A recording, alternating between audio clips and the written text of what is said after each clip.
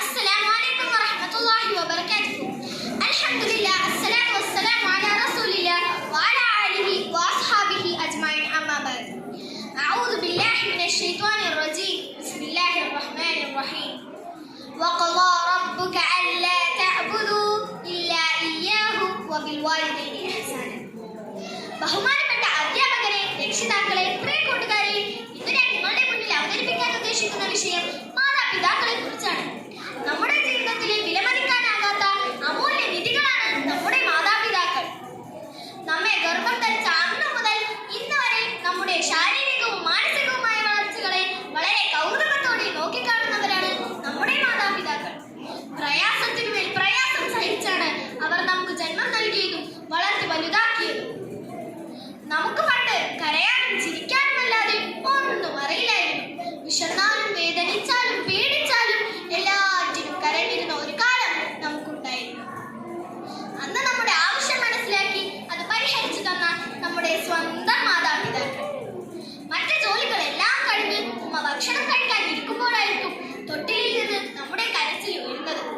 അന്നേരം നമ്മെ മാറോടണച്ച് നമുക്ക് അമ്മിക്ക നൽകി നമ്മെ ചേർത്ത് പിടിച്ച് വീണ്ടും ഭക്ഷണം കഴിക്കാൻ തുടങ്ങുമ്പോൾ നാം ഉമ്മയുടെ മടിയിൽ വിസർജിക്കും. എന്നാൽ ഒരു മടിയും കൂടാതെ അത് വൃത്തിയാക്കി വീണ്ടും നമ്മെ നെഞ്ചോട് ചേർക്കുന്ന ഉമ്മ. പകൽ മുഴുവൻ ഉറങ്ങിത്തീർത്ത് നമുക്ക് രാത്രി ചിലപ്പോൾ ഉറക്കം വന്നോളണമെന്നില്ല.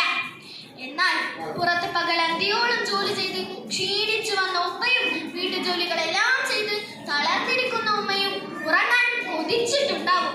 പക്ഷേ അവർ ഉറങ്ങിപ്പോയാൽ നമുക്ക് എന്തെങ്കിലും പറ്റുമോ എന്നോർത്ത് നമുക്ക് വേണ്ടി ഉറങ്ങാതെ പകലുകളെ തള്ളി നീക്കിയവരാണവർ. കൂട്ടുകാരെ, നമ്മുടെ വളർച്ചയുടെ ഓരോ ഘട്ടത്തിലും വിവിധങ്ങളായ ത്യാഗങ്ങൾ സഹിച്ചവരാണവർ. കാരുണ്യത്തിന്റെ ചിറകുകൾ അവർക്ക് താഴ്ത്തിക്കൊടുക്കണം എന്നാണ് ഖുർആൻ നമ്മോട് പറഞ്ഞത്.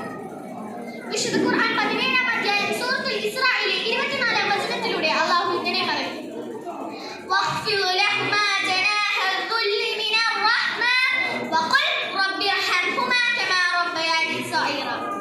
അവർക്ക് കാരുണ്യത്തിന്റെ ചിറകുകൾ താഴ്ത്തിക്കൊടുക്കുകയും ചെയ്യുക. എന്നിട്ട് നീ പറയുകയും ചെയ്യണം: റബ്ബേ, അവർ രണ്ടുപേരും ചെറുപ്പത്തിൽ എന്നെ പരിപാലിച്ച് വളർത്തിയതുപോലെ അവരോട് നീ കരുണ ചെയ്യണമേ.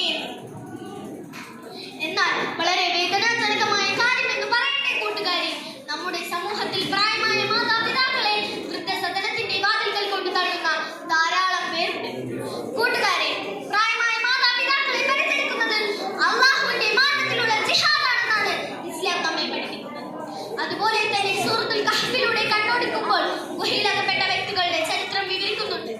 അതിൽ നിന്നും രക്ഷപ്പെട്ടവരുടെ പ്രാർത്ഥനയിൽ ഒരാൾ പ്രാർത്ഥിച്ചത് അദ്ദേഹത്തിന്റെ മാതാപിതാക്കൾക്ക് നൽകിയ പരിഗണന വെച്ചായിരുന്നു. കൂട്ടുകാരെ, ഇതുപോലെ